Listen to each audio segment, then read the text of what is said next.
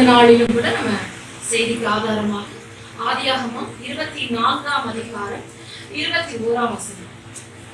இந்த பகுதியை நான் வாசித்துக் கொண்டிருந்த போது கடந்த நாட்களிலே கர்த்தர் என்னுடைய உள்ளத்தின் ஆழத்துல இந்த வசனம் மிகவும் ஒரு ஆழமான தொடுதலை உண்டு பண்ணிய வசனம். அதை நான் உங்களோடு கூட இன்னைக்கு பகிர்ந்து கொள்ள விரும்புகிறேன். ஆதியாகமம் 24ஆம் அதிகாரம் 21ஆம் வசனம். அப்பொழுது அவன், கர்த்தரால் ஆசீர்வதிக்கப்பட்டவரே, உள்ளே வாரும், நீர் வெளியே நிற்பானே, உமக்கு வீடும் ஒட்டகங்களுக்கு இடமும் ஆயத்தம் பண்ணியிருக்கிறேன் என்றார். 24ஆம் அதிகாரம் 31ஆம் வசனம். செய்தியுடைய தலைப்பு, கர்த்தரால் ஆசீர்வதிக்கப்பட்டவன் யார்?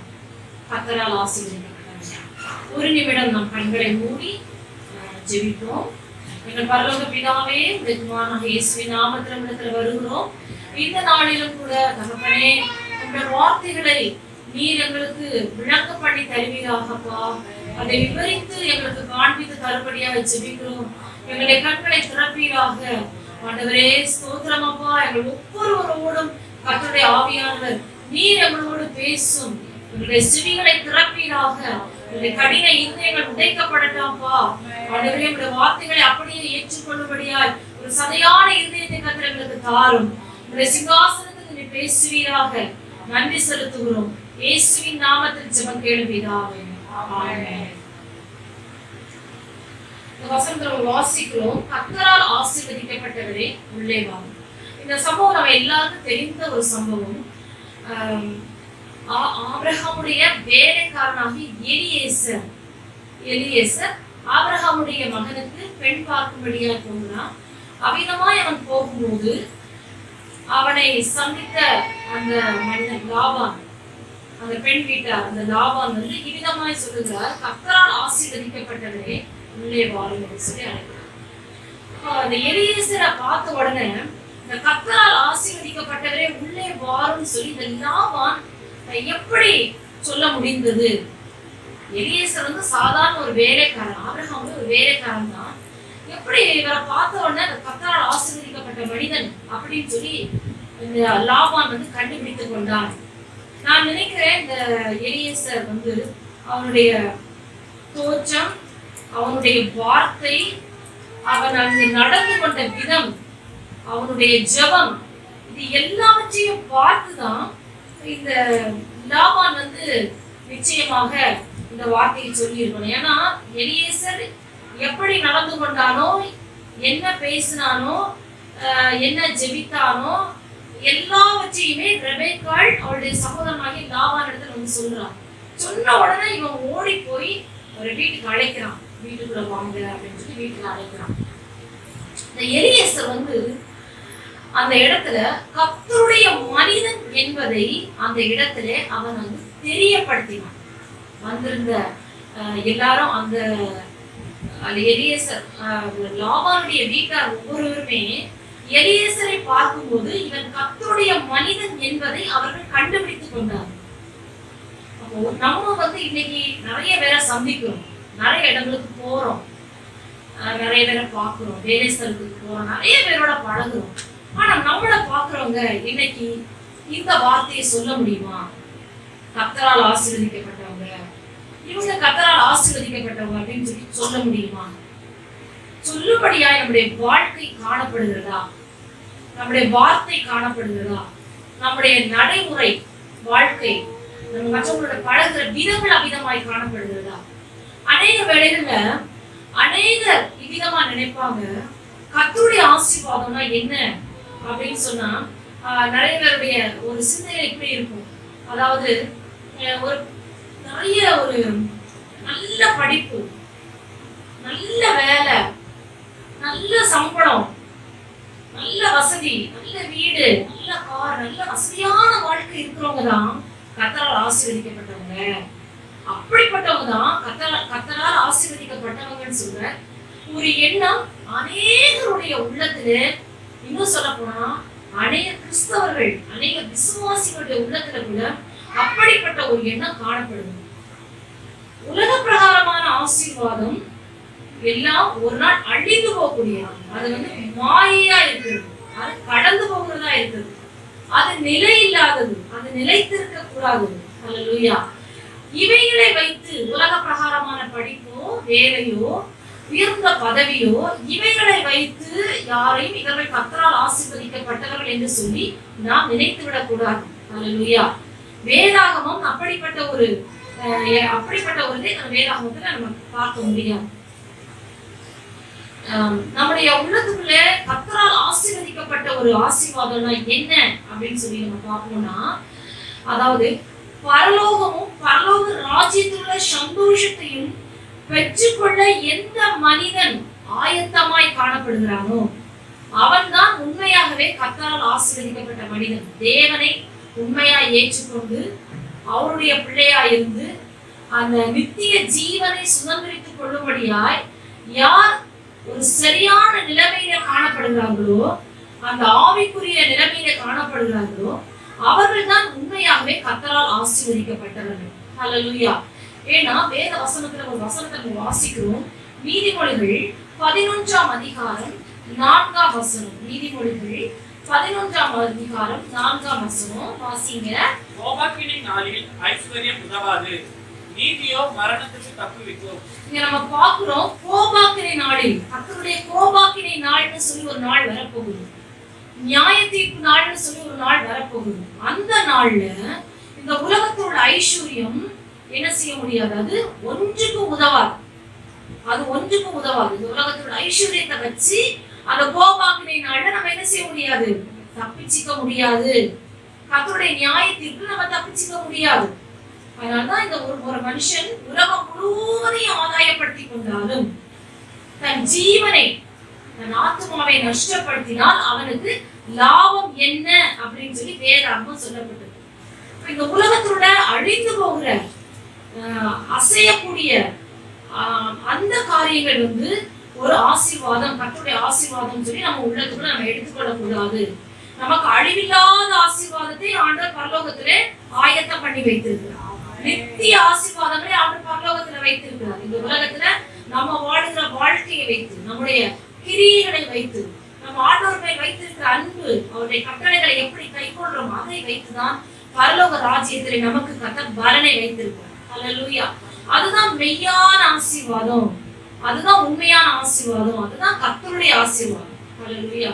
அதுதான் நம்ம ஓமையில கூட இயேசு கிறிஸ்து ஒரு ஓமையை சொல்லும் போது விதமாய் சொல்லுங்க. பரலோக ராஜ்யத்துக்கு ஒரு ஓமை சொல்லும் போது, ஒரு மனிதன் அந்த நிலத்தை தோண்டி அதுல ஒரு பொக்கிஷத்தை கண்டுபிடிச்சிட்டான்னு சொன்னா அவன் என்ன பண்றான், ஒரு நிலத்துல வேலை செய்து அவங்க ஒரு விலையேறின பொக்கிஷத்தை பார்த்துட்டா உடனே அவன் என்ன பண்றான்னா தனக்குரிய எல்லாவற்றையும் விற்று அதை என்ன செய்யறான், அந்த நிலத்தை வாங்கி அதை தோண்டி அந்த பொக்கிஷத்தை அவன் எடுக்கிறான். அதே மாதிரிதான் பரலோக ராஜ்யம்.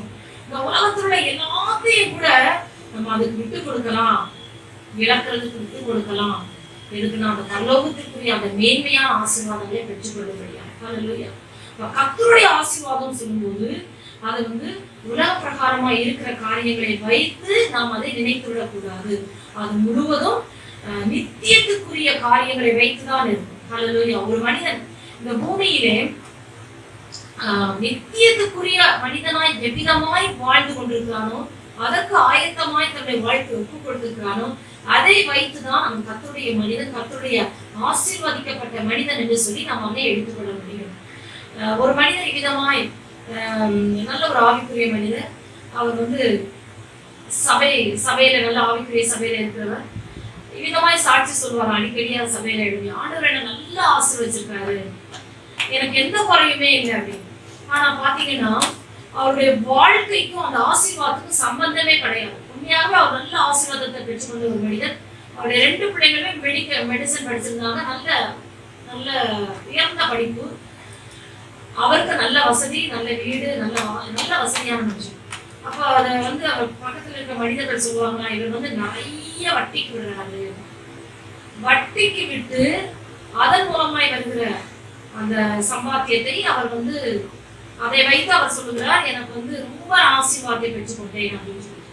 வேதாகம் சொல்லுது, சங்கீதம் 15ஆம் சங்கீதம் 5ஆம் வசனத்தில் வாசிக்கிறோம், தன் பணத்தை கர்த்தாவை ஒரு கூடாரத்தில் தங்கி வாழ்வான். யாருடைய கூடாரத்தில் தங்குவான், யாருடைய பரிசுத்த பர்வதத்துல வாசம் பண்ணுவான், யார் அவன்? தன் பணத்தை வட்டிக்கு கொடாமலும் பரிதானம் வாங்குவாங்க. அது நிறைய அந்த வசனத்தை முழுசா நம்ம வாசிக்கும் போது தெரியும். அப்போ நம்ம நிறைய வாட்டில நினைப்போம் அந்த ஆசீர்வாதம் எப்படி வருகிறது என்று சொல்றது நமக்கு ரொம்ப முக்கியம். நீங்க உழைக்காம கஷ்டப்படாம ஒரு ரூபா கூட உங்க வீட்டுக்கு வரக்கூடாது.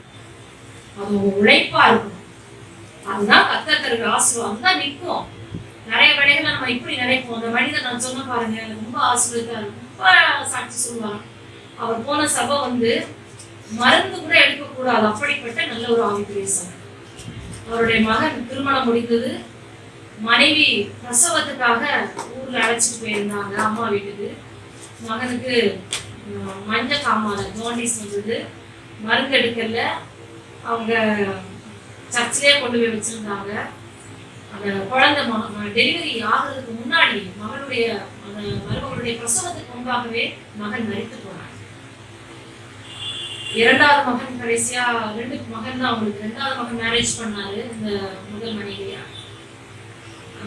முதல் மகனுடைய மனைவியை மேரேஜ் பண்ணாரு. அவரும் நல்ல இவனும் நல்லா படிச்ச பிள்ளைதான். அவ முதல் மகனை தன்னுடைய முதல் கணவனை குறிச்சு அவ அந்த போட்டோவை எடுத்து வச்சுட்டே நிறைய இதுவா பேசிட்டே இருப்பா போல இருக்கு. அது அவனுக்கு பிடிக்கல. கடைசியில நீ எப்பவுமே அவனை பற்றியே பேசிட்டு இருக்கிற, நீங்க அண்ணனை பற்றி, அதனால உன் கூட எனக்கு வாழ முடியாதுன்னு சொல்லி அவளை விட்டுட்டு எங்க போனாலே தெரியாதான், கண்டே பிடிக்க முடியல அப்படின்னு சொல்லி நான் கேள்விப்பட்டேன். பாருங்க, நிறைய வேலைகள்ல அந்த வருமானங்கள் தவறுதலாய் வரும்போது அது நமக்கு ஆசீர்வாதமா இருக்காது, அது நமக்கு சாபமா முடிந்துவிடும். ஹல்லேலூயா. நம்ம நினைப்போம் பணம் தான் ஆசீர்வாதம், பணம் இல்லை. இப்ப வருஷத்துல நடக்கிற மாதிரி பணம் இருக்கிறதுதான் ஆசீர்வாதம் நினைக்காது. இயேசு கூட இருக்கணும், அதுதான் ஆசீர்வாதம்.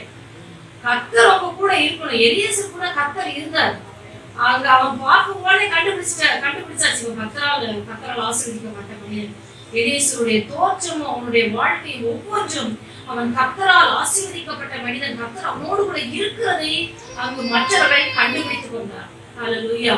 அப்ப நம்ம கூட கர்த்தர் இருப்பார்னா, நம்மளோட பழகுறவங்க, நம்மளோட வேலை செய்யறவங்க, நம்முடைய உற்றார் உறவினர் உண்மையாகவே அவர்கள் இந்த வார்த்தை சொல்லுவாங்க, கர்த்தரால் ஆசீர்வதிக்கப்பட்டவர்கள் உள்ளே வாங்க. ஹல்லேலூயா. ஒரு வீட்டுக்கு போகும்போது நம்ம இப்படிதான் வரவேற்கணும். கர்த்தரால் ஆசீர்வதிக்கப்பட்டவர்கள் உள்ளே வாங்கன்னு சொல்லி என்ன செய்யணும், நம்மளை வரவேற்கணும். ஹல்லேலூயா. நம்முடைய வாழ்க்கை அவ்விதமாய் தேவனோடு பின்னி பிணைந்த வாழ்க்கையாய் காணப்பட வேண்டும். இந்த எலியேசரை குறித்து நான் தியானித்த போது இதுல ஒரு கர்த்தரால் ஆசீர்வதிக்கப்பட்ட மனிதனா இந்த எலியேசரை அவன் கண்டுபிடித்துக் கொண்டான். இதற்கு 5 காரியங்களை நம்ம பார்க்கிறோம். கர்த்தரால் ஆசீர்வதிக்கப்பட்ட மனிதன் யார், அவன் எப்படி இருப்பான் அப்படின்னு சொல்லி நம்ம 5 காரியம் நம்ம பார்க்கலாம். முதலாவது, கர்த்தரால் ஆசீர்வதிக்கப்பட்ட ஒரு மனிதன் யாருன்னு சொன்னோம், அவன் எஜமானின் நம்பிக்கைக்குரியவனா இருப்பான். எஜமானின் நம்பிக்கைக்குரியவன். இரண்டாவது, கர்த்தரால் ஆசீர்வதிக்கப்பட்ட மனிதன் யாருன்னு சொன்னா, அவன் எஜமானின் வார்த்தையை கவனிக்கிறவனா இருப்பான். எஜமானுடைய வார்த்தையை கவனிக்கிறது. மூணாவது, கர்த்தரால் ஆசீர்வதிக்கப்பட்ட மனிதன் யாருன்னு சொன்னா, அவன் எஜமானின் சிந்தை உள்ளவனா இருப்பான். எஜமான் என்ன சிந்திக்கிறான் அதே சிந்தை அவனுக்குள்ள இருக்கும். நான்காவது, கர்த்தரால் ஆசீர்வதிக்கப்பட்ட மனிதன் யாருன்னா, எஜமானை போலவே ஒடுக்கிறவனா இருப்பான். ஐந்தாவது, கர்த்தரால் ஆசீர்வதிக்கப்பட்ட மனிதன் யாருன்னு சொன்னா, எஜமானின் வீட்டையே நினைச்சிட்டு. இந்த 5 காரியங்களும் எலியேசுடைய வாழ்க்கையிலே காணப்பட்டது. அதை குறித்து நாம் இந்த நாளிலே தியானிக்கிறோம். ஹல்லேலூயா. முதலாவது பார்க்கிறோம், அவன் எஜமானின் நம்பிக்கைக்குரியவனா இருப்பான். ஹல்லேலூயா. எஜமானின் நம்பிக்கைக்குரியவன். ஆதியாகமம் 24ஆம் அதிகாரம் 2ஆம் வசனத்தை நான் வாசிக்கிறேன்.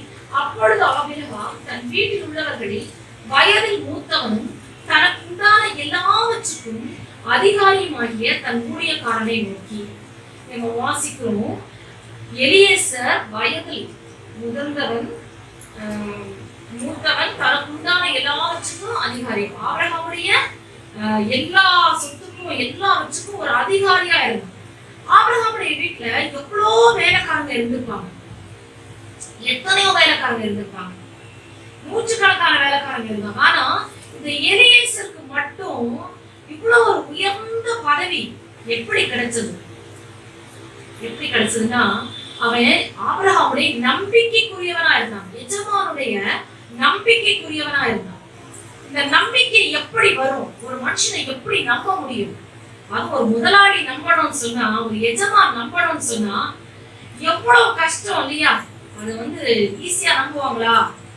அவங்க பல வருஷம் உட்கார்ந்து அவங்களோட அந்த எலியேசருடைய வாழ்க்கை எடுத்துக்கொண்டோம்னா பல வருடம் அவன் ஆபிரகாமோட இருந்து ஆபிரகாமுடைய காரியங்கள் எல்லாம் அவன் அந்த அந்த வேலை காரியங்கள் எல்லாம் எவ்வளவு உண்மையுள்ளவனா இருந்திருப்பான். அதனாலதான் அவனை வந்து கரெக்டா அவனை வந்து அந்த ஒரு பெரிய வேலையை அவனுக்கு கொடுக்குறான். பெண் பார்க்கக்கூடிய தன்னுடைய மகனுக்கு பெண் பார்க்கக்கூடிய வேலையே எலியேசருடைய கையில பொறுப்புள்ள கையில கொடுக்குறான். இவன் பொறுப்பானவன், இவன் நம்பிக்கைக்குரியவன், இவனுக்கு கொடுத்தா இவன் இதை கண்டிப்பா செய்வான் அப்படின்னு சொல்லி அந்த அவன் மேல ஒரு நம்பிக்கை காணப்படுது. இங்க 15ஆம் அதிகாரத்துல கூட நீங்க வாசிக்கும் போது அதுல ஒரு அருமையான ஒரு வசனம் இருக்குது. ஆதியாகமம் 15ஆம் அதிகாரம் 2ஆம் வசனம் 3ஆம் வசனம். அதற்கு ஆபிரகாம், கர்த்தராகிய ஆண்டவரே, அடியேனுக்கு என்ன தருவீர்? நான் பிள்ளை இல்லாமல் இருக்கிறேனே. தமஸ்கு ஊரானாகிய இந்த எலியேசர் என் வீட்டு விசாரணைக்கு அர்த்தனாய் இருக்கிறானே என்றான். பின்னும் ஆபிரகாம், தேவரீர் எனக்கு புத்திர சந்தானம் அருளவில்லை. இதோ என் வீட்டிலே பிறந்த பிள்ளை எனக்கு சுதந்திரவாளியாய் இருக்கிறான் என்றான். இங்க நம்ம வாசிக்கிறோம் ஆபிரகாமுக்கு பிள்ளை இல்லை. ஆனா ஆபிரகாம் என்ன சொல்றாருன்னா, இந்த எலியேசர் தான் சுதந்திரவாளியா இருப்பானோ அப்படின்னு சொல்லி ஆண்டவர்கிட்ட கேட்கிறாரு. அவ்வளவு சொத்தையும் எலியேசர் கொடுக்குற அளவுக்கு நம்ம எலியேசர் அந்த வீட்டுல நம்பிக்கைக்குரியவனாய் காணப்படும். அப்போ ஒரு மனுஷன் வந்து நம்பிக்கைக்குரியவனாய் இருப்பது மிக மிக அவசியம், மிக மிக அவசியம். ஹல்லேலூயா. ஆண்டவருக்கு நம்ம நம்பிக்கைக்குரியவங்களா இருக்கணும். ஆண்டவர் நம்மளை நம்பணும். அவர் வந்து இயேசு கிறிஸ்து கூட நம்ம குறித்து பார்க்கும்போது அவர் எல்லாரையும் நம்பி அவர்கிட்ட நிறைய பேர் வந்து பேசினாங்க, நிறைய பேர் அவரோடு கூட இருந்தாங்க, நிறைய பேர் அவர் பின்பற்றினாங்க. ஆண்டவர் ஆனா எல்லாரையும் நம்பி இணங்கல. ஏன்னா அவர் எல்லாரை பற்றி அவர் என்ன செய்திருந்தாரு? அறிஞ்சு வைத்திருந்தார். எல்லாரை பற்றி அறிஞ்சு வைத்திருந்தார். ஹல்லேலூயா. அப்ப ஆண்டவர் நம்மளை பற்றி முழுமையாய் அறிந்து வைத்திருக்கிறார். நம்முடைய இருதயத்தை அவர் அறிஞ்சு வச்சிருக்கிறார், நம்முடைய சிந்தனைகளை அறிஞ்சு வச்சிருக்கிறார். அப்போ ஆண்டவர் நம்மை நம்ப வேண்டும். அவருடைய நம்பிக்கைக்குரியவர்களாய் உண்மையுள்ளவர்களாய் நாம் காணப்பட வேண்டும். ஹல்லேலூயா. இந்த நம்பிக்கை எப்படி வரும்னா, ஆவிக்குரிய முதிர்ச்சி ஒண்ணு இருக்குது, முதிர்ந்த அனுபவம் ஒண்ணு இருக்குது. அவன் வயதில் மூத்தவனா இருந்தான். எலியேசரை பார்ப்பதுன்னா அவன் வயதில் மூத்தவனா இருந்தான்னு சொல்லப்படுது. அப்போ இந்த நம்பிக்கை எப்ப வரும் அப்படின்னு சொன்னா, நம்முடைய வாழ்க்கையில ஆவிக்குரிய ஜீவியத்துல வளரக்கூடிய அனுபவம் நமக்கு தேவை. அந்த ரட்சிப்பின் ஆரம்ப நிலைமையில நம்ம ரொம்ப வைராக்கியம் உள்ளவங்களா இருப்போம், சரியா இருப்போம், எல்லாமே கரெக்டா இருக்கும். ஆனா நாட்கள் ஆக ஆக நமக்கு வந்து அந்த வளர்ச்சி தேவை. எவ்வளவு நம்ம வந்து ஆவிக்குரிய ஜீவியத்துல வளர்றோமோ, வளர்ந்தாதான், வளர்ந்த அனுபவம் நமக்கு இருந்தாதான் ஆண்டவர் நம்மை நம்ப முடியும். ஹல்லேலூயா. நல்ல ஆவிக்குரிய அனுபவங்கள், நல்ல சுபாவங்கள் இவைகள் இருந்தாதான் ஆண்டவருடைய நம்பிக்கைக்குரியவர்களா நாம் மாற முடியும். நான் ஆண்டவரை நேசிக்கிறேன், ஆண்டவர் எனக்கு ரொம்ப பிடிக்கும் அப்படின்னு சொன்னா ஆண்டவர் என்ன செய்ய முடியாது? நம்ம ஆண்டவருடைய நம்பிக்கைக்குரியவர்களாய் மாற முடியாது. நல்ல அனுபவங்கள் நமக்கு தேவை.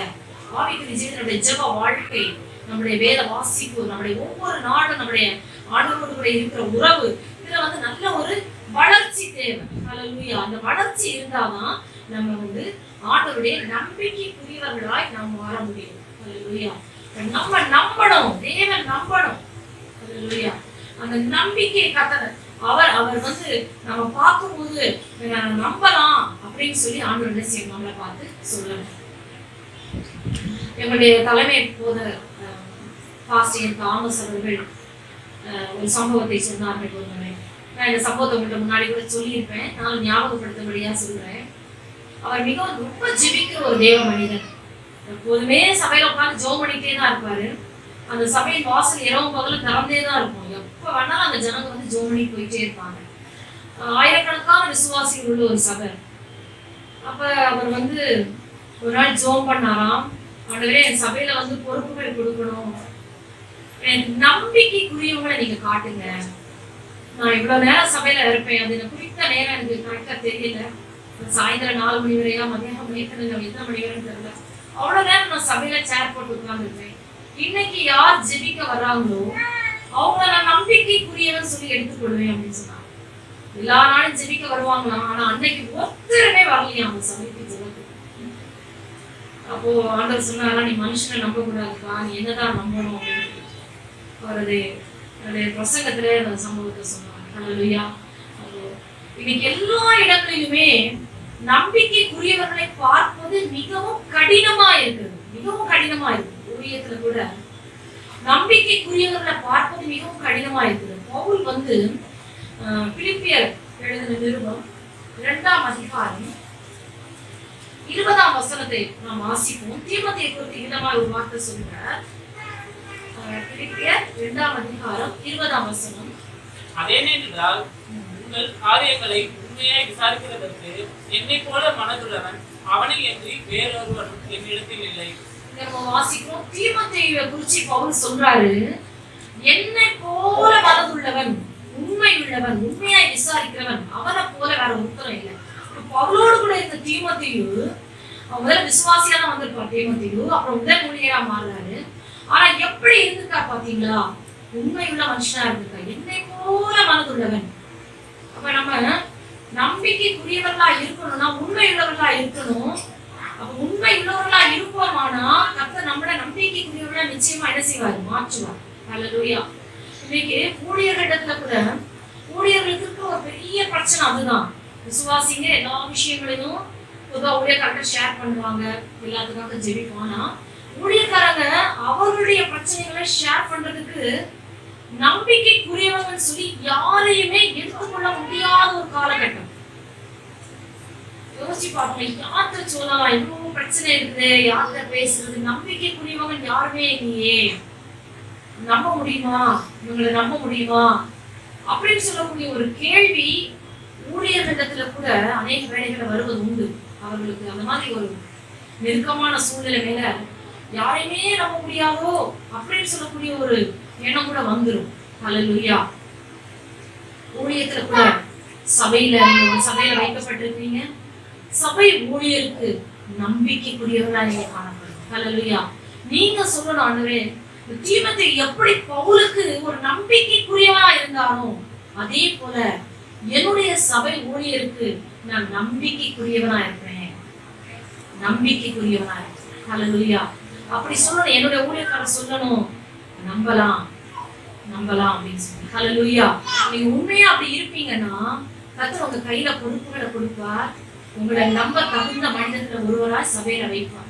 ஹல்லேலூயா. கர்த்தருடைய கண்கள் ஆனா இன்னைக்கு பார்த்துட்டே இருக்குது, யார் நம்பிக்கைக்குரியவங்க, யார் இருக்கிறாங்க, நம்பலாமா, உங்களை நம்ப முடியுமா அப்படின்னு சொல்லி ஆர்டர் பாக்குறேன். ஹல்லேலூயா. இப்ப உங்களுடைய சபையில ஊழியக்காரர்களுக்கு நம்பிக்கைக்குரியவர்களாக இங்க காணப்படுது. ஹல்லேலூயா. காயுவை குறிச்சு கூட யோவான் இடத்துல சகோதரர்கள் அவனை குறிச்சு சொல்லும்போது உண்மை உள்ளவன் சொல்லி சொல்றாங்க. ஹல்லேலூயா. நம்மை குறித்து அப்படிதான் சொல்ல வேண்டும். நம்பிக்கைக்குரியவர்களாய் நாம் காணப்பட வேண்டும். இன்னைக்கு புதிய வருஷத்துல வந்திருக்கிறோம், நமக்கு ஒரு தீர்மானம் நம்ம எடுக்கணும். ஆண்டவரே நான் நம்பிக்கைக்குரியவளா இருக்க, நம்பிக்கைக்குரியவனா இருக்க. உங்களுடைய வேலை ஸ்தலத்துல சபையில நம்பிக்கைக்குரியவளா இருக்கணும், உங்களுடைய வேலை ஸ்தலத்துல நம்பிக்கைக்குரியவளா இருக்கணும். ஹல்லேலூயா. உங்களுடைய மேல் அதிகாரிகள் உங்களை நம்பணும், இல்லைன்னா நீங்க அந்த அந்த அந்த அளவுக்கு உங்களுடைய வாழ்க்கையில அவங்களுடைய உண்மையை கண்டுபிடிக்கணும். உண்மையுள்ளவர்களா இருக்கும், உங்களை நம்பலாம் அப்படின்னு சொல்லி அந்த உண்மையை அவர்கள் உங்களை பார்க்கும்போது தெரிஞ்சுக்கணும். ஹல்லேலூயா. வேலை செய்கிறது, வேலையில உண்மையா இருங்க, வேலையில உண்மையா இருங்க. ஹல்லேலூயா. அது உங்களுக்கு கொடுக்கப்பட்ட வேலை ஒரு சின்ன வேலையா இருந்தா கூட பரவாயில்ல, அந்த வேலையில உண்மையா இருங்க. கொஞ்சத்துல உண்மையா இருந்தா ஆண்டவர் அநேகத்தின் மேல உங்களை அதிகாரியா மாற்றும். ஹல்லேலூயா. கொஞ்சத்துல உண்மையா இருந்தா அநேகத்தின் மேல ஆண்டவர் அதிகாரியா மாற்றும். நம்பிக்கைக்குரியவங்களா இருக்கும். இயேசுவை குறிச்சு இயேசு விதமாய் சொல்லுவது, இயேசுவை குறிச்சு வாசிக்கும் போது அவர் அந்த 12 சீஷர்களை ஜெபித்துதான் தெரிந்தெடுக்கிறார். அவரோடு கூட இருந்த அந்த 12 பேரையும் அவர் ராவலோடு ஜெபித்துதான் அந்த சீஷர்களை தெரிந்தெடுக்கிறார். ஹல்லேலூயா. அவ்வளவு அவரோட நெருக்கமா வச்சிருக்காரு. நிறைய பேர் அவரை பின்பற்றினாலும் 12 பேர் அவர் நெருக்கமாவே வச்சிருக்கிறார். ஆனா பாத்தீங்கன்னா அந்த 12 பேர்ல கூட ஒருத்தருக்கு பொறுப்பை கொடுத்து வச்சிருந்தார். ஆனா அந்த பொறுப்பான மனிதன் அவன் வேத புஸ்தகத்தில் அவனை குறித்து எழுதப்பட்டிருக்கு, துரோகியான யூதாஸ் காரியத்தில் எழுதப்பட்டிருக்கு. அவன் என்ன பண்ணிட்டான்? இயேசுவை காட்டி கொடுக்க அளவுக்கு அவனுடைய இருதயம் அப்படி ஒரு கடினமான இருதயமா மாறிவிட்டது. ஹல்லேலூயா. அப்பவே நம்பிக்கைக்குரியவனா அந்த யூதாஸ் என்ன செய்யல? காணப்படல. இயேசுவுக்கு நம்பிக்கைக்குரிய ஒரு நிலைமையில அவனுடைய வாழ்க்கை காணப்படல. அவனுடைய வாழ்க்கையை குறித்து நம்ம படிக்கும் போது அவன் அநேகரோட ஐக்கியம் வச்சிருந்தான். அவனுடைய ஐக்கியத்தை பாத்தீங்கன்னா, ஆண்டவர் இயேசுவுக்கு சத்துருக்களா இருந்தவர்கள் யாரெல்லாமோ அவங்கள்ட்ட எல்லாம் ஐக்கியம் வச்சிருந்தாங்க. பிரதான ஆசாரியர்கள், அந்த வேதபாரகர், அங்க ஆண்டவருக்கு யாரெல்லாம் சத்துருக்களா இருந்தாங்களோ அவங்கள்ட்ட எல்லாம் ஐக்கியம் வச்சிருந்தாங்க.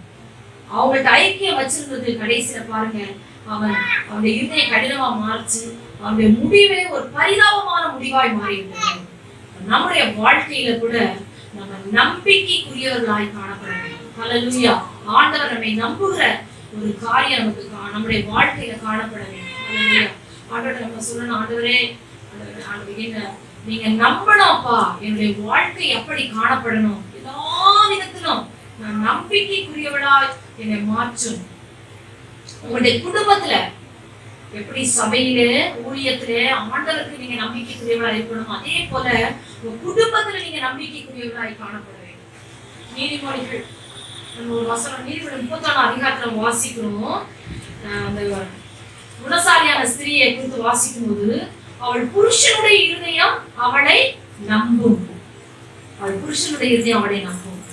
பாருங்க, அப்போ நம்பிக்கைக்குரியவளா மாறணும்னு சொன்னா முதல்ல குடும்பத்துல கூட அந்த நம்பிக்கை காணப்படும். உங்களுடைய புருஷன், உங்களுடைய மனைவி உங்களை நம்ப முடியுமா? எல்லா விஷயத்திலையும் உங்க வார்த்தையில நம்பணும், உங்க நடக்கையில நம்பணும், உங்க பண விஷயங்கள்ல நம்பணும். ஹல்லேலூயா. எல்லா விதத்திலும் உண்மையுள்ளவர்களா இருக்கணும். ஹல்லேலூயா. அநேக குடும்பங்களில நம்ப முடியாத ஒரு சூழ்நிலையில அநேகர் காணப்படுகிறார். மனைவி சில வேளையில உண்மை இல்லாதவர்களா இருப்பாங்க. நீங்க எக்ஸாம்பிள் சொல்றேன், ஒரு ஃபோன் பண்றீங்க, ஒரு ஃபோன் பேசுறீங்க, உங்க கணவனுக்கு அது தெரியாம பேசுறீங்கன்னு வைங்க. உங்க கணவர் கேட்கிறாரு, யார்கிட்ட பேசுறீங்க, உங்களுக்கு உண்மையை சொல்ல முடியுமா? நான் பேசுறேன், உங்கள்கிட்ட தான் பேசினேன். நிறைய பேர் உண்மையை சொல்றது இல்லை, மறைச்சுவாங்க. ஆனா ஒரு நாள் கணவன் கண்டுபிடிக்கும் போது எப்படி நம்புவான்? மனைவியை நம்ப முடியுமா? முடியாது. இவ்வளவு பொய் சொல்லியிருக்கீங்க, எப்படி நான் அவனை நம்புறது அப்படின்னு சொல்லி என்ன பண்ணுவாங்க? அதுல நம்பிக்கை குறைவு, நம்பவே முடியாது. இப்ப உங்களுடைய எல்லா விதத்திலும் செய்தீங்களா, பேசுறீங்களா, பேசுறேன்னு சொல்லுங்க. அது ரூபா விஷயத்துல கூட செலவு பண்றத உங்களுடைய கணவனுக்கு தெரியாம, மனைவிக்கு தெரியாம கூட நீங்க யாருக்கும் அந்த ரூபாவை என்ன செய்யக்கூடாது, கொடுக்க கூடாது. எல்லாமே தெரிஞ்சிருக்கணும், அதுல கூட ஒரு உண்மை இருக்கணும். ஹல்லேலூயா. கர்த்தர் அதெல்லாம் பார்க்கிறார். அப்படிப்பட்டவங்களை தான் கர்த்தர் ஆசீர்வதிக்க முடியும். அப்படிப்பட்டவங்க தான் எஜமானுடைய நம்பிக்கைக்குரியவர்களாய் மாற முடியும். குடும்பத்திலே நம்பிக்கை இல்லைன்னா ஆண்டவரை எப்படி நம்ப முடியும்? நம்ப முடியாதே. எல்லா விதத்திலும் உங்களுடைய வாழ்க்கை நம்பிக்கைக்குரியதாய் காணப்படும். குடும்பத்துல, ஊழியத்துல, ஆண்டவருக்கு முன்பாக உண்மை உள்ளவர்களாய் நம்பிக்கைக்குரியவர்களாய் காணப்பட்டது. எலியேசர் அப்படிதான் காணப்பட்டான். அதனாலதான் அவனுக்கு அநேக பொறுப்புகள், அந்த உயர்ந்த நிலைமை அவனுக்கு கொடுக்கப்பட்டது. நீதிமொழிகள் 26 அதிகாரம் 12 வசனத்துக்கு ஒரு வசனம் வாசிக்கிறோம். தன் பார்வைக்கு ஞானியா இருப்பவனை கண்டாரா அவனை பார்த்தும் மூடனை குறித்து அதிக நம்பிக்கை உண்டு. அநேகர் ரொம்ப ஞானவான்கள் மாதிரி பேசுவாங்க, ரொம்ப ஞானமா பேசுவாங்க. எங்களுக்கு எல்லாத்திலையும் கர்த்தர் எங்களுக்கு வெளிப்படுத்தினார், கர்த்தர் எங்களோட பேசினார், எங்களோட காரியத்தை வெளிப்படுத்த நிறைய விஷயங்களை சொல்லுவாங்க. ஆனா அவருடைய அந்த வார்த்தைக்கும் அவருடைய கிரியைக்கும் சம்பந்தமே இருக்காது. அதுதான் நம்ம வாசிக்கிறோம், அவருடைய கனிகளினால் அவர்களை அறிவீர்கள். அப்ப எல்லாருடைய பேச்சையும் நம்பி நம்ம என்ன செய்யக்கூடாது, இணங்கி போயிடக்கூடாது.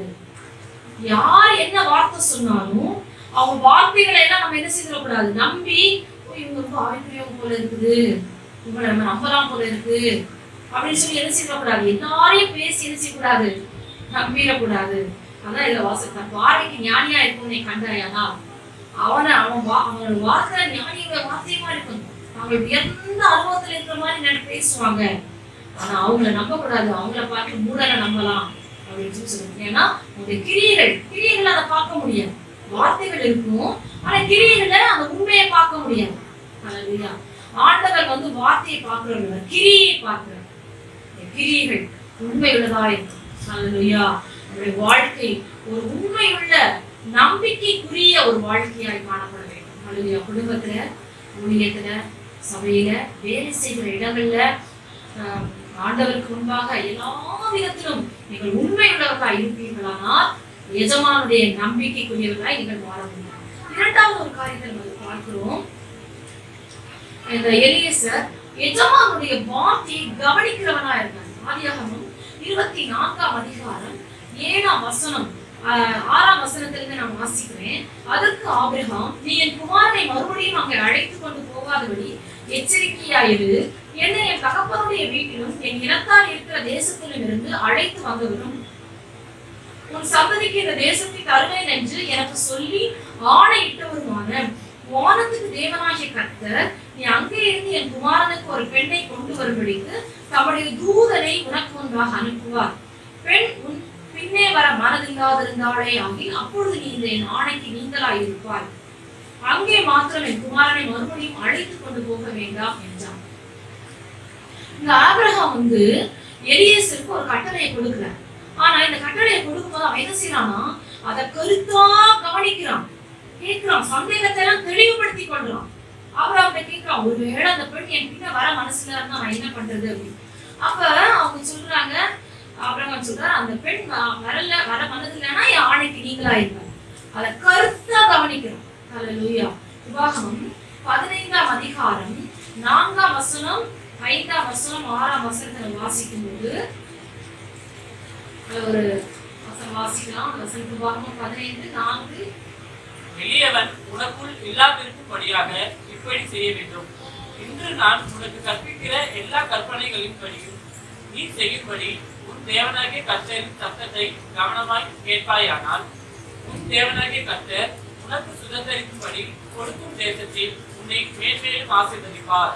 வாசிக்கிறோம், இன்று நான் உனக்கு கற்பிக்கிற எல்லா கற்பனைகளின்படி நீ செய்யும்படி உன் தேவனாகிய கர்த்தரின் சத்தத்தை கவனமாய் கேட்பாயானால். அப்ப கர்த்தருடைய சத்தத்தை நம்ம கவனமா கேட்கணும். எலியேசர் கவனமா கேட்டான். கவனமா கேட்டனாலதான் அவன் மறந்து போகல.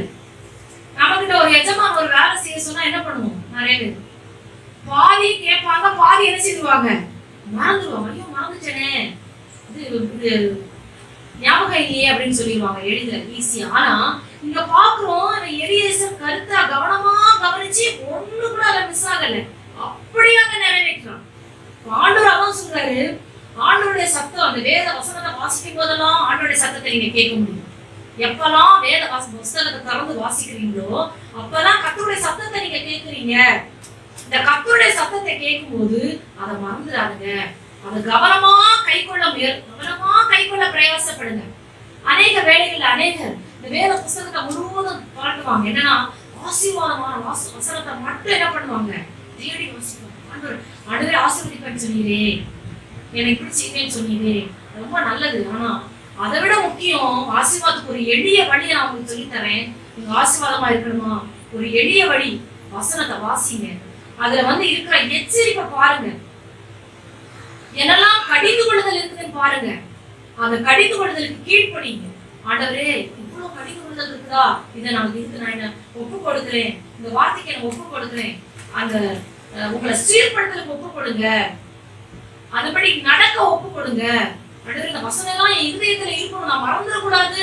இந்த கருத்தா என் இதயத்துல நான் பதிச்சு வைக்கணும், என் உள்ளத்துல எழுதி வைங்க, என் இதயத்துல எழுதி வைங்க, இது மறந்துடக்கூடாது. வேத வசனம் சொல்லு, கடின இருதயம் இருந்ததுன்னா அந்த வசனம் ஒண்ணுமே உள்ள இருக்காதா, எல்லாமே மறந்துடும். சதையான இருதயம் நம்ம உள்ளத்துக்குள்ள இருந்தாதான் அதெல்லாம் இருதயத்துல என்ன செய்யும், பதியும்.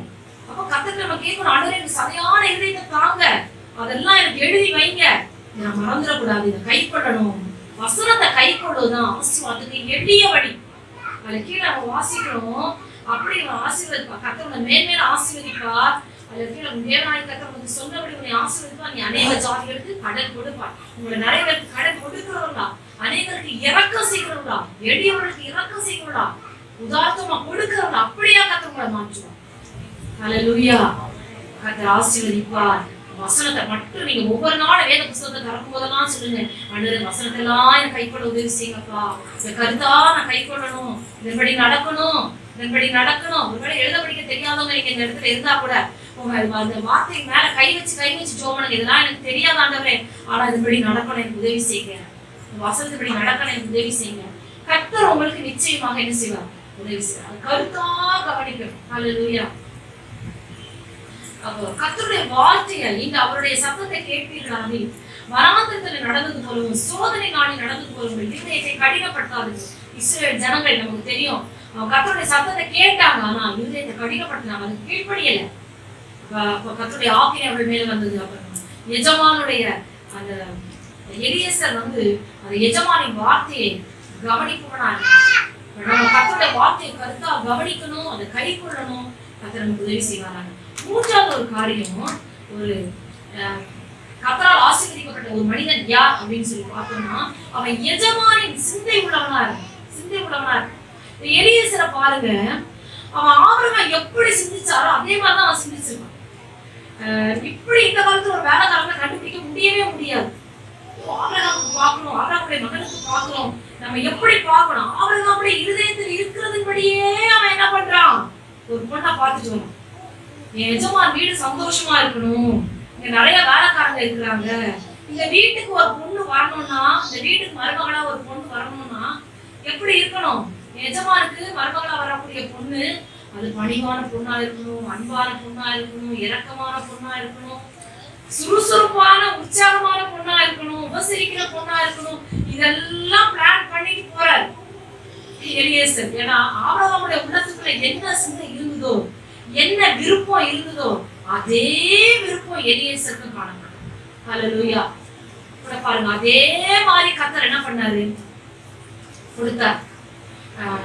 நம்ம கூட பாருங்க, கர்த்தருடைய சிந்தை, பவுல் சொல்றார், எங்களுக்கோ கிறிஸ்துவின் சிந்தை உண்டாயிருக்கிறது. ஆண்டவருடைய சிந்தை, கர்த்தருடைய சிந்தை நமக்கு என்ன செய்யணும்? அவருடைய சிந்தை நமக்கு இருக்கணும். கிறிஸ்து இயேசுவின் சிந்தையே உங்களில் இருக்க கடவுள்னு சொல்லி எழுதப்பட்டது. 1 கொரிந்தியர் 2:16 நீங்க வாசிக்கீங்கன்னா, கிறிஸ்துவின் சிந்தை, அந்த கிறிஸ்துவின் சிந்தைனா அவருடைய விருப்பம். அவர் என்ன சிந்திப்பார்? ஆண்டவர் என்ன சிந்திப்பார்? அவருடைய விருப்பம் என்ன? அவருடைய ஏக்கம் என்ன? அதுதான் நம்முடைய சிந்தையா இருக்கும். ஹல்லேலூயா. அதான் வேத புத்தகத்துல வாசிக்கிறோம், என்னை நோக்கி கர்த்தாவே கர்த்தாவே என்று கூப்பிடும் பரலோக ராஜ்யத்தில் பிரவேசிப்பதில்லை, பிதாவின் சித்தம் செய்கிறவன் எவனோ அவனே பரலோக ராஜ்யத்தில் பிரவேசிப்பான். அப்ப கர்த்தருடைய விருப்பம், அவருடைய சிந்தை, அவருடைய சித்தம் நம்முடைய உள்ளத்துல இருக்கணும். இது எப்படி இந்த எலியேசருக்கு பெற்றுக்கொண்டான்னா, ஒரு வேலைக்காரனா தான் இருக்கான். ஆபிரகாமோட எவ்வளவு நெருக்கமா இருந்திருப்பான். ஆபிரகாமோட இந்த எலியேசர் நெருக்கமா இருந்திருப்பான், நெருக்கமா பழகிருப்பான். அதனாலதான் அவங்க சிந்தையை முழுசா அறிஞ்சிக்க முடிச்சது. ஹல்லேலூயா. கர்த்தருடைய சிந்தையை நீங்க அறிஞ்சுக்கணும்னா எப்படி இருக்கணும்? அவரோட நேரம் செலவிடணும், அவருடைய விருப்பத்தை தெரிஞ்சுக்கணும், அவரோட நேரம் செலவிடணும். அப்பதான் நீங்க அவருடைய சிந்தையை என்ன செய்ய முடியும்? அறிந்து கொள்ள முடியும். அது மட்டுமல்ல, ஆபிரகாம் போல ஆபிரகாம் எப்படி ஜெபிப்பான் எல்லாமே எலியேசருக்கு தெரிஞ்சிருக்கு. அதனாலதான் அவன் என்ன பண்றான்னு சொன்னா, அதே மாதிரி அவன் போய் ஜெபிக்கிறான். நான் நினைச்சு பார்த்தேன், இந்த எலியேசர் அந்த மெசொப்பொத்தாமியா ஊருக்கு போயிடுச்சான். ஆபிரகாம் சொன்னாரு எங்க ஊருக்கு போகணும். அதே மாதிரி மெசொப்பொத்தாமியா ஊருக்கு போயாச்சு. ஊருக்கு போனவே நேரம் ஆபிரகாமுடைய அண்ணன் வீடு எதுன்னு சொல்லி கேட்டுனா, யார் கேட்டாலும் சொல்லி கொடுப்பாங்க. ஒரு ஊருக்கு போனாலே உங்களுக்கு தெரியும், அந்த காலத்துலாம் பெரிய ஜாயிண்ட் ஃபேமிலி தான். என்னோட யாருக்கு கேட்டாலும் என்ன செஞ்சுப்பாங்க? தெரிஞ்சிடும். அந்த ஊருக்குள்ள போயாச்சுன்னா கண்டிப்பா தெரியும். நீங்க கூட பாருங்க, சிட்டில தான் கொஞ்சம் கண்டுபிடிக்க கஷ்டமா இருக்கும். ஊர்ல போனா எளிதில கண்டுபிடிச்சிடலாம். ஒரு ஊருக்கு போனீங்கன்னா, இப்போ எங்க அம்மா ஊரு அங்க போனோம்னு சொன்னா, என்னோடைய வீடு யாரு அப்படின்னு சொல்லி கேட்டா அந்த ஊர்ல உள்ள எல்லாருக்குமே தெரியும். ஏன்னா ஊர்ல உள்ள எல்லாருமே ஏதோ ஒரு விதத்துல நம்ம சொந்தக்காரங்களா இருப்பாங்க. ஒரு 3-4 தலைமுறை ஃபுல்லா ஒரு 150-200 குடும்பங்கள் அங்க நமக்கு ரிலேட்டிவ்ஸா தான் இருப்பாங்க. எல்லாம் சொந்தக்காரங்களா தான் இருப்பாங்க. அங்க போய் யாருமே தெரியாத நினைச்சிக்க மாட்டாங்க, சொல்லவே மாட்டாங்க. ஏன் இவர் அங்க போய் கேட்கல? அவர் நேரா போய் ஈஸியா அந்த பொண்ணை போய் எடுத்துக்கணும் நினைக்கல. இப்படிப்பட்ட பொண்ணா இருக்கணும் ஆண்டவரே, நான் வாசல்ல நிக்கிறேன், இந்த ஊர்ல நிக்கிறேன், இந்த துறவண்ட நிக்கிறேன், எனக்கு அப்படிப்பட்ட ஒரு பெண்ணை காட்டுங்க அப்படின்னு சொல்லி அவருடைய விருப்பத்தை பாருங்க.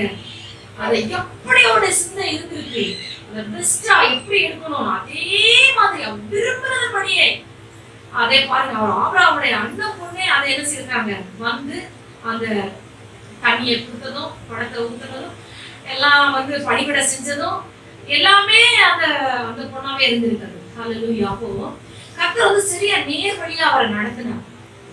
எஜமானுடைய சிந்தை அவருக்குள்ளா இருந்தது. அல்லேலூயா. எஜமானுடைய சிந்தை இருந்தது. அதே மாதிரி போய் இது பண்ணணும். ஒரு வேலையை கொடுக்கும்போது அது எவ்வளவு பொறுப்பா செஞ்சாங்க. அதாவது நிறைய பேர்ட்ட ஒரு வேலை சொல்லும்போது அதை அவங்க பொறுப்பா செய்ய மாட்டாங்க. அதை பொறுப்பா செய்ய மாட்டாங்க. நிறைய பேர் சொல்லுவாங்க சரி பார்க்கலாம் அப்படின்னு சொல்லுவாங்க. ஒரு வேலை கொடுத்தா கூட அதை முழுமையா அவங்களால செய்ய முடியாது. ஆனா இவன் அப்படி இல்லை, அதை கவனிச்சு முழுமையா செய்து முடித்திருக்கிறான். அல்லேலூயா. அது எஜமானுடைய விருப்பத்தின்படியே செய்து முடித்திருக்கிறார். நான்காவது ஒரு காரியம் அங்கே காணப்படுது. எஜமானை போலவே அவன் கொடுக்கிறவனாய் காணப்பட்டான். ஆதியாகமம் 24ஆம் அதிகாரம் 22ஆம் வசனத்தை நம்ம வாசிக்கும் போது அந்த ஒரு வசனம் வருது. ஆதியாகமம் 24:22 வாசிங்க. ஒட்டகம் குடித்து தீர்ந்த பின் அந்த மனிதன் அரை சேக்கல் எடையுள்ள பொற்காதலியையும் அவர் கைகளுக்கு 10 சேக்கல் எடை கொண்டுள்ள 2 கடகங்களையும் எடுத்து கொடுத்து பாக்குறோம். அது என்ன பண்றாரு ஆபிரகாமுக்கு வந்து அந்த எலியேசர் வந்து ஆபிரகாம் கொடுத்ததை அதை அப்படியே என்ன செய்யறாரு ரெபேக்காளுக்கு கொண்டு வந்து கொடுக்கிறார். அதே போல ரெபேக்காளுடைய சகோதரனுக்கும் ரெபேக்காளுடைய தாயாருக்கும் கூட அவர் என்ன செய்யறாரு அதை உச்சங்களை கொடுக்கிறார். வாசிக்கிறோம் இந்த ஆபிரகாம் வந்து எலியேசருக்கு தாராளமா கொடுத்து அனுப்புறோம். தாராளமா கொடுத்திருக்கிறோம். இந்த எலியேசர் நினைச்சிருந்தா போய் ஆபிரகாம் போய் சொல்லிருக்கலாம், நான் வந்து கரெக்டா கண்டுபிடிக்க முடியல, எப்படி அந்த பொண்ணை கண்டுபிடிக்க முடியல, அதனால என்ன பண்ணேன், முதல்ல ஒரு பொண்ணை பார்த்தேன் அதுக்கு கொஞ்சம் கொடுத்தேன், இன்னொரு பொண்ணை பார்த்தேன் அதுக்கு கொஞ்சம் கொடுத்தேன் அப்படின்னு சொல்லி அவர் நிறைய என்ன பண்ணிருக்கலாம், கணக்குன்னு எடுத்து வச்சிருந்துருக்கலாம்.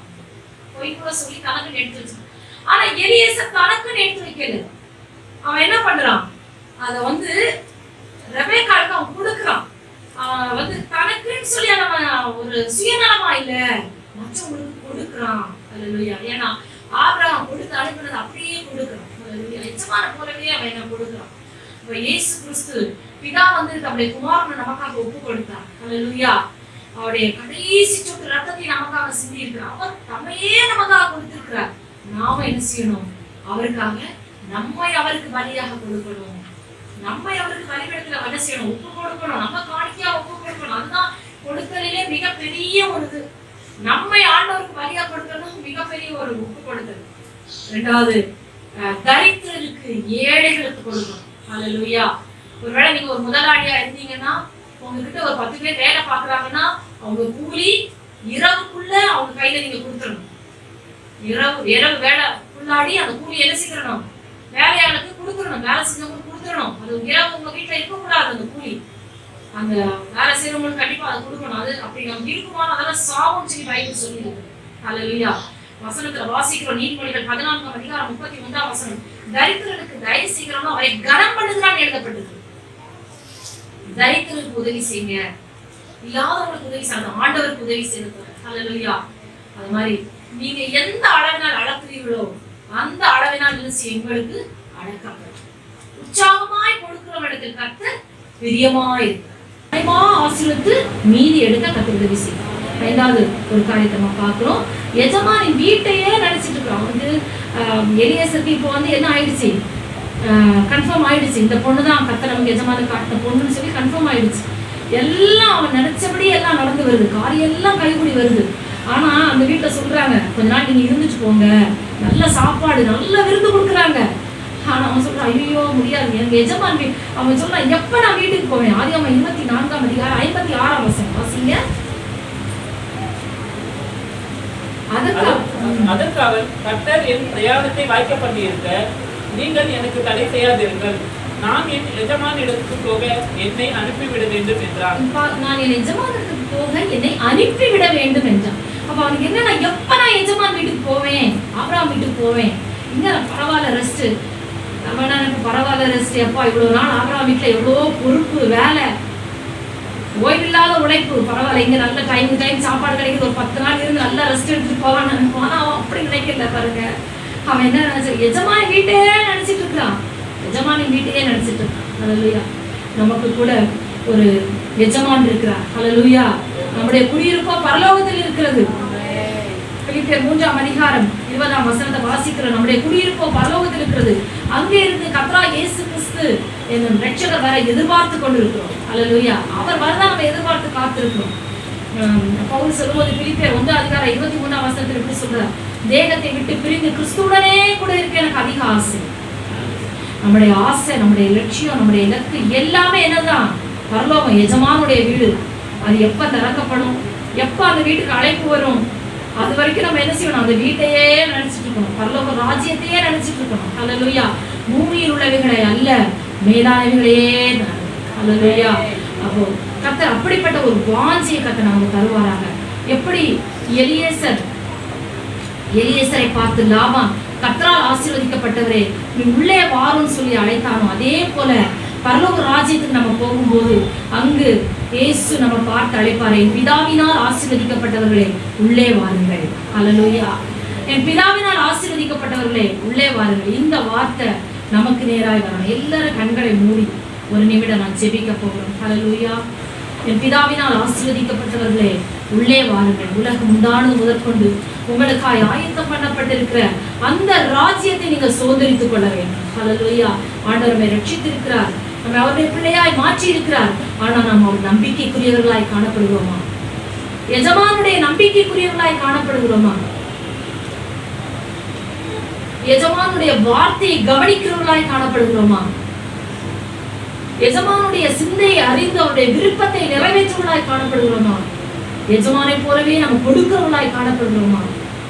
எஜமானின் வீட்டையே நினைத்துக் கொண்டிருக்கிறவர்களாய் காணப்படுகிறோமா? இந்த 5 காரியங்களையும் கர்த்தர் நமக்கு தருவாராங்க. அல்லேலூயா. எல்லாரும் ஒரு நிமிடம் கண்களை மூடி நாம் ஜெபம் பண்ணுவோமா? ஆண்டவரே, இந்த வருடத்துக்கு நம்ம ஆலயத்துக்கு வந்திருக்கிறோம். ஆண்டவரே ஸ்தோத்திரம் அப்பா, நீர்தான் எங்களுடைய எஜமானப்பா. ஆண்டவரே நீர்தான் எங்களுடைய எஜமானப்பா. ஆண்டவரே உண்மையுள்ளவர்களாய் காணப்படணும். ஆண்டவரே ஏசப்பா ஸ்தோத்திரம் அப்பா, ஸ்தோத்திரம் ஸ்தோத்திரம். என் பிதாவினால் ஆசீர்வதிக்கப்பட்டவர்களே உள்ளே வாருங்கள் என்று சொல்லி ஆண்டவரே நீர் எங்களை அழைக்கணும்ப்பா, எங்களை பேர் சொல்லி நீ கூப்பிடணும்ப்பா. எங்களுடைய வாழ்க்கை அப்படிப்பட்ட ஒரு உண்மையுள்ளதாய் காணப்படட்டும் சுவாமி. ஹல்லேலூயா, ஹல்லேலூயா. ஏசப்பா எங்களை ஒப்பு கொடுக்கிறோம், எங்களை ஒப்பு கொடுக்கிறோம், எங்களை ஒப்பு கொடுக்கிறோம், எங்களை ஒப்பு கொடுக்கிறோம் தகப்பனே. ஆண்டவரே ஸ்தோத்திரம் அப்பா, ஸ்தோத்திரம் ஸ்தோத்திரம் ஸ்தோத்திரம் ஸ்தோத்திரம் ஸ்தோத்திரம் ஸ்தோத்திரம். எஜமானுடைய வீட்டிலே பரலோகத்திலே அநேக பொக்கிஷங்கள் இருக்கிறது, அநேக ஆசீர்வாதங்கள் இருக்கிறது. பூமிக்குரிய ஆசீர்வாதங்கள் ஒருவேளை உங்களுக்கு குறைவாய் காணப்படலாம், குறைவா இருக்கலாம், இல்லாமல் இருக்கலாம். கவலைப்படாதுங்க. இந்த பரிசுத்தவான்கள் இந்த பூமிக்குரிய வாழ்க்கையில அநேக பரிசுத்தவான்கள் தரித்திரரா இருந்திருக்கிறார்கள், அநேகர் பசியுள்ளவர்களா இருந்திருக்கிறார்கள். ஹல்லேலூயா. அநேகர் குறைவுள்ளவர்களா இருந்திருக்கிறார்கள். ஒருவேளை உங்களுக்கு குறைவுள்ள ஒரு வாழ்க்கை இருந்திருக்கலாம் இந்த பூமியில. கவலைப்படாதுங்க. ஹல்லேலூயா, ஹல்லேலூயா. பரலோக ராஜ்யத்திலே மிகுந்த ஆசீர்வாதங்கள் காணப்படுகிறது.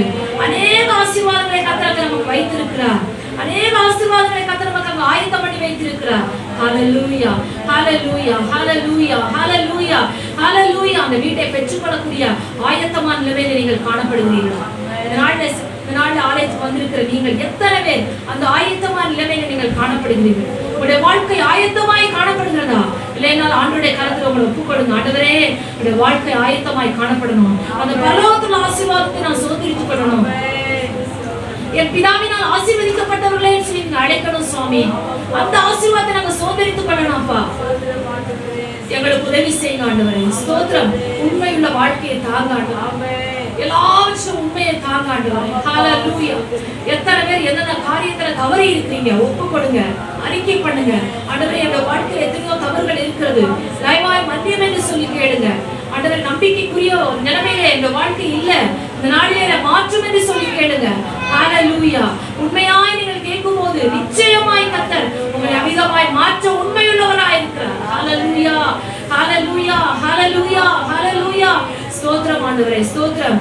எத்தனையோ பிரதிபலன்கள் உத்தம ஊழியர் பெற்றிடவே, எத்தனையோ பிரதிபலன்கள் உத்தம ஊழியர் பெற்றிடவே, ஓட்டம் ஜெயத்தோடு முடிந்திடும், ஒன்றே எனதாவல் இயேசு போதும். ஓட்டம் ஜெயத்தோடு முடிந்திடும், ஒன்றே எனதாவல் இயேசு போதும். மகிமை கண்முன் கண்டே விண்மன்னன் இயேசன்னை அழைக்கின்றார். மகிமை கண்முன் கண்டே விண்மன்னன் இயேசன்னை அழைக்கின்றார். ஹல்லேலூயா. உமக்கு ஸ்தோத்திரம் ஆண்டவரே. நன்றி செலுத்துகிறோம் தகப்பனே. இந்த நாளிலும் கூட ஆராதனை கலந்து கொண்ட ஒவ்வொருவரையும் ஆசீர்வதியும், கேட்கிற ஒவ்வொருவரையும் ஆசீர்வதியாப்பா.